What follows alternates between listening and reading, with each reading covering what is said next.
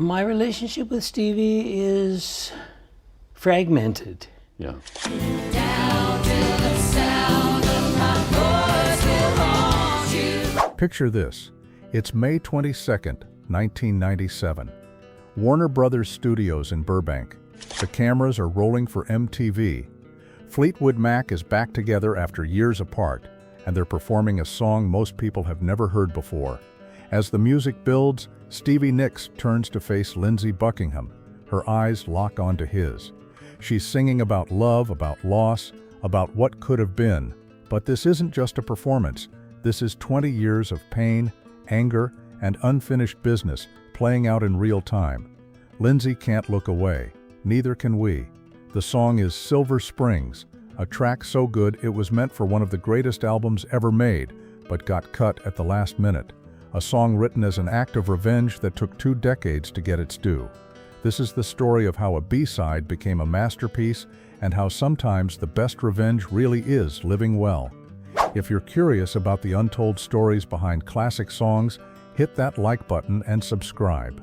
We dig deep into the music that shaped our world, one track at a time. To understand Silver Springs, you have to go back to when Fleetwood Mac was barely hanging on. By 1974, they were a band running on fumes. Started in 1967 by blues guitarist Peter Green, they'd seen success in Britain with hits like Albatross.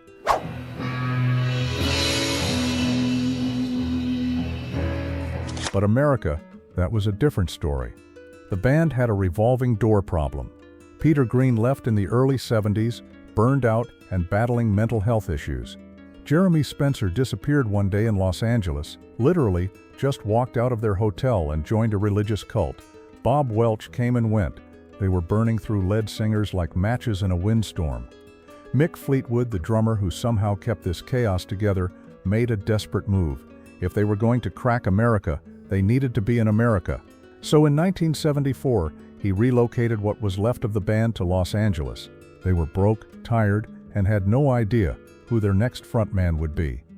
Meanwhile, across town, another musical story was falling apart. Stevie Nicks was waiting tables at a restaurant called Clementine's, serving coffee and burgers to pay rent on a tiny apartment she shared with her boyfriend, Lindsey Buckingham.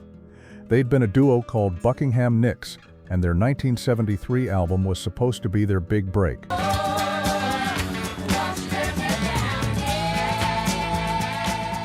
Instead, it was a commercial disaster. Their record label dropped them almost immediately. Stevie was done. She was ready to pack up, leave Lindsey, leave Los Angeles, leave the music business, and go back home to Arizona.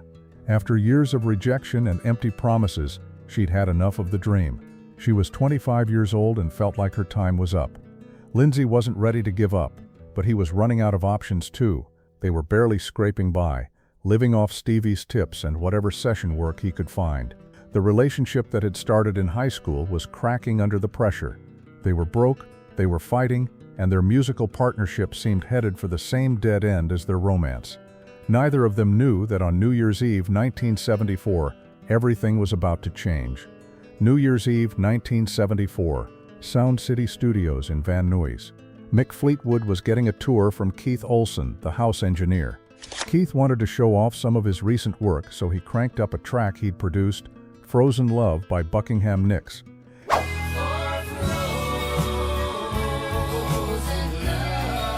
At that exact moment, Lindsey Buckingham was walking down the hallway. He heard his own voice booming through the studio speakers and saw this tall, bearded guy nodding along to the music. The tall guy was really into it. Keith made the introductions.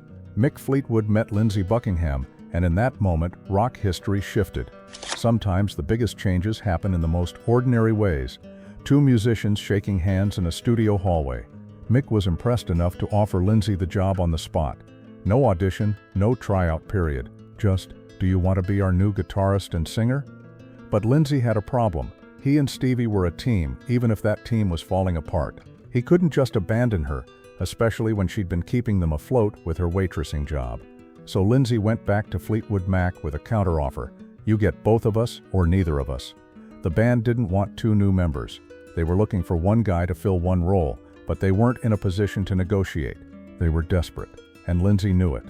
A few days later, Fleetwood Mac agreed to the package deal. In 1975, this new lineup released their self-titled album, the White Album, as fans call it. Everything changed overnight. The album went to number 1. Rhiannon became a massive hit.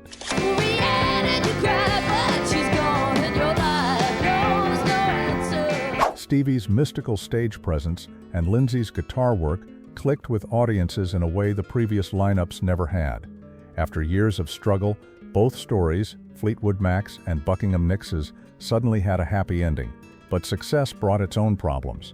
The more famous they became, the more the cracks in their personal relationships showed. By 1976, as they started working on their next album, Stevie and Lindsey were barely holding it together as a couple. The pressure of sudden fame, combined with years of built-up resentment, was tearing them apart. That's when Stevie wrote Silver Springs. It started as therapy and became an act of war. The Rumours sessions began in early 1976 in Sausalito, California. The band was at their creative peak, but personally, they were a disaster. John and Christine McVie had recently divorced. Mick Fleetwood's wife was having an affair with their former guitarist, Bob Weston. And Stevie and Lindsey were in the middle of a brutal breakup. Most bands would have imploded. Instead, Fleetwood Mac turned their pain into art. They were writing songs about each other, to each other, sometimes right in front of each other. It was therapy, revenge, and musical genius all rolled into one. Lindsey wrote Go Your Own Way as his breakup song to Stevie.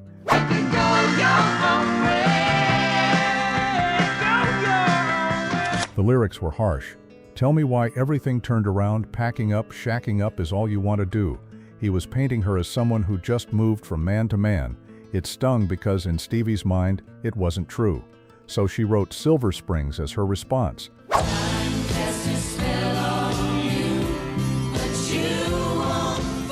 The title came to her during a drive through Maryland when they passed a highway sign for Silver Spring. She thought it sounded like a peaceful place, somewhere beautiful where things could have worked out differently. It became her symbol for the relationship that might have been. The song was her chance to tell her side of the story. Where Lindsey's song was angry and accusatory, hers was sad and haunting. She wasn't attacking him, she was mourning what they'd lost. Time cast a spell on you, but you won't forget me, she sang. It wasn't a threat, it was a prediction. When the band heard Silver Springs, they knew it was special. The melody was beautiful, the lyrics were devastating, and Stevie's vocal performance was unlike anything she'd done before. It had all the mystical quality of Rhiannon, but with raw emotional power that cut right through you. The song was supposed to be on Rumours. It deserved to be on Rumours. In a perfect world, it would have been one of the standout tracks on one of the greatest albums ever made. But the music business isn't perfect, and sometimes the best songs don't make it where they belong. As the album took shape, they had a problem every successful artist dreams of having: too much good material.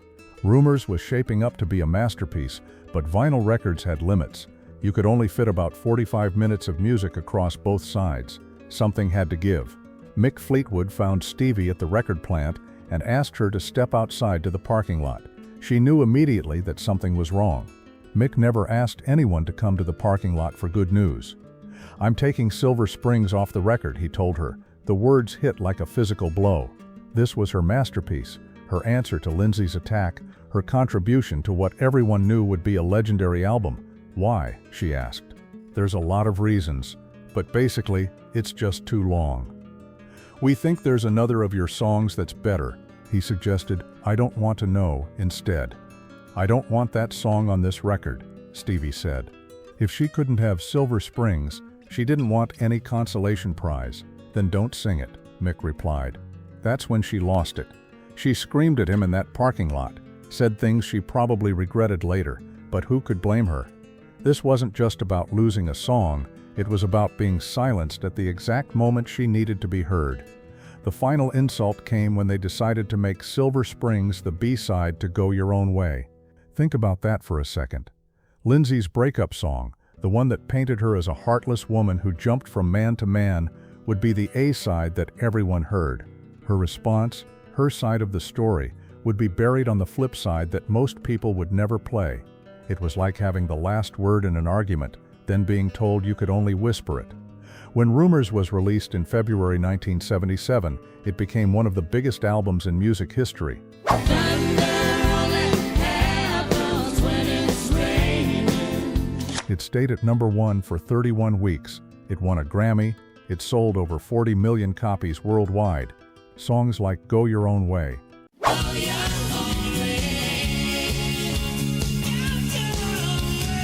Don't Stop, Don't stop thinking about tomorrow. Don't stop. and Dreams became classics that defined the 70s. Thunder on it, heaven's ready, it's ready. And Silver Springs, it faded away. Radio DJs didn't flip records over to play B-sides. MTV didn't exist yet to give forgotten songs a second life.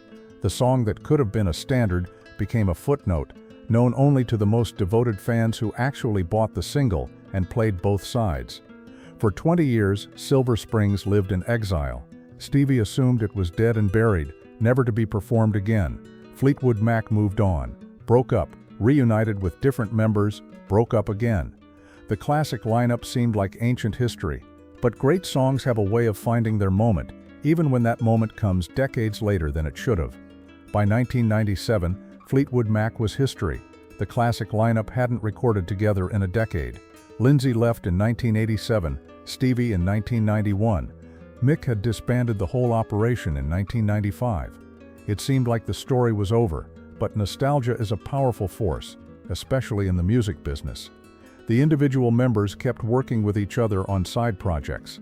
Slowly, the idea of a reunion took shape. Not a new album, nobody thought they could recapture that magic, but a tour. Something to give the fans one more chance to see the classic lineup together. They called it the Dance Tour, and as they put together the set list, someone suggested adding Silver Springs. Most fans had never heard it performed live. It had only been played a handful of times in the late 70s before disappearing from their shows entirely. During rehearsals, something interesting happened. The song had aged like wine. The pain that was so raw in 1976 had mellowed into something deeper, more complex. Stevie wasn't the young woman crying in a parking lot anymore. She was in her 50s, successful in her own right, with a legendary solo career behind her. But when she sang those lyrics, all that history came flooding back. The tour was going well, but the real moment came when they decided to film a special concert for MTV at Warner Brothers Studios in Burbank. This would be the definitive document of the reunion, the performance that would introduce a new generation to these classic songs. For most of the concert, they played it safe. The hits, the crowd pleasers, the songs everyone expected. But when it came time for Silver Springs, Stevie had something different in mind. She'd been holding back during the tour, saving herself for this moment. As the song built to its climax, she turned to face Lindsey directly. For the first time in 20 years, she was singing those lyrics right to the man who inspired them. Time cast a spell on you, but you won't forget me. The cameras captured every second of it, the intensity in her eyes, the way Lindsey couldn't look away, the electric tension between them. It was like watching 20 years of unresolved feelings play out in real time. The audience could feel it. The other band members could feel it. This wasn't just a performance. This was the conversation they never got to finish. When that MTV concert aired, Silver Springs exploded. Fans who had never heard the song before were calling radio stations asking where they could find it. Remember, this was 1997, before iTunes, before YouTube, before you could instantly find any song you wanted. People were digging through used record bins looking for that old Go Your Own Way single just to hear the B-side. The song entered the charts for the first time, 20 years after it was recorded. It reached #5 on the Adult Contemporary chart and was nominated for a Grammy. The song that was too long for Rumours had finally found its audience. Today, Stevie looks back on the whole experience with satisfaction rather than bitterness. In interviews, she talks about Silver Springs as proof that good songs never really die, they just wait for their moment. She's proud that she didn't compromise, that she fought for the song even when it seemed hopeless. Lindsey's perspective is more complicated. He's acknowledged in interviews that the song haunts him in the way Stevie always intended. Having to perform it night after night, especially during the emotionally charged reunion tours, forced him to confront his own role in their breakup. The song became exactly what Stevie wanted it to be, something he couldn't escape. The other band members have embraced Silver Springs as a lost classic. When Rumours was remastered in 2005, the song was finally added to the album where it belonged. It's now a regular part of their live shows, often getting the biggest reaction of the night from audiences who know the story behind it. Fleetwood Mac continues to tour sporadically. Though Christine McVie retired from touring in 1998, she returned briefly in the 2010s. The band was inducted into the Rock and Roll Hall of Fame in 1998, with Silver Springs specifically mentioned in their citation as an overlooked masterpiece. Silver Springs has become a blueprint for artists dealing with rejection and vindication. The story resonates beyond music. It's about believing in your work when nobody else does, about patience, about the long game. Countless musicians have cited it as inspiration for not giving up on songs that didn't fit or weren't commercial enough for their time. The song influenced how record labels think about B-sides and unreleased material. In the digital age, everything can find an audience eventually.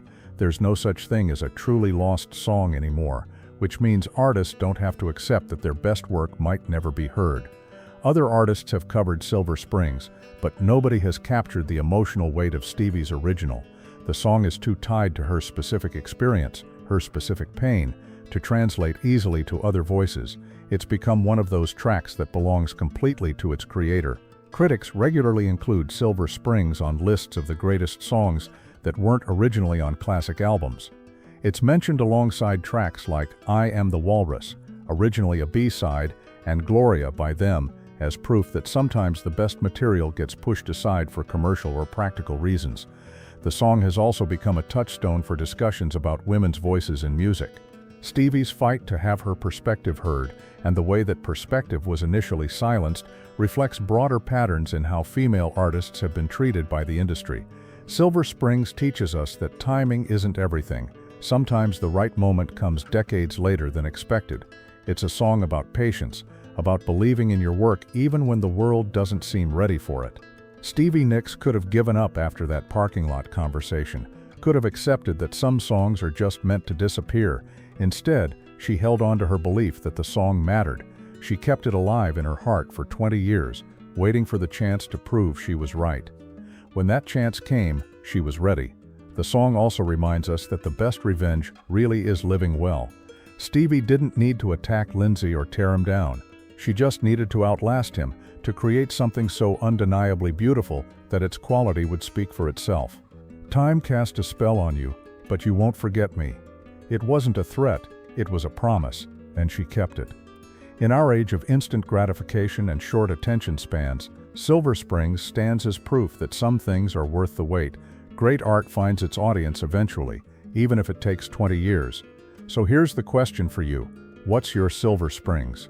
What piece of work are you sitting on, convinced it's good but told it's not commercial enough, not the right fit, not what people want to hear right now?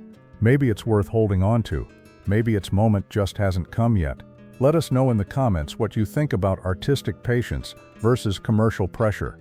And if you enjoyed this deep dive into one of music's greatest comeback stories, make sure to subscribe to Behind the Hit for more untold stories from the songs that shaped our world. The story of Silver Springs by Fleetwood Mac Tell myself you never loved me. is one of music's most compelling tales of artistic vindication and revenge served cold. Written by Stevie Nicks in 1976 as an emotional response to Lindsey Buckingham's harsh breakup song, Go Your Own Way, the track was originally intended for the legendary Rumours album, but was cut at the last minute due to length constraints and relegated to a B-side, a devastating blow that Nicks described as being silenced just when she needed to be heard most. The song disappeared for 20 years, known only to devoted fans, while Rumours became one of the best-selling albums of all time. However, when Fleetwood Mac reunited for their 1997 dance tour, Silver Springs was added to the setlist, culminating in an electrifying MTV performance where Nicks sang directly to Buckingham with 20 years of unresolved emotion. The performance launched the forgotten B-side into the charts for the first time, earning a Grammy nomination and finally securing its place on the remastered Rumours album in 2005. The song's journey from rejected track to recognized masterpiece has become a blueprint for artistic patience and vindication, proving that great art sometimes just needs to wait for its moment. Today, Silver Springs is considered one of Fleetwood Mac's finest songs and a testament to Nicks' prediction that Buckingham would never forget her. Much of this story comes from band member interviews and music industry accounts, though some details about personal interactions and motivations remain based on speculation and individual memories that may vary.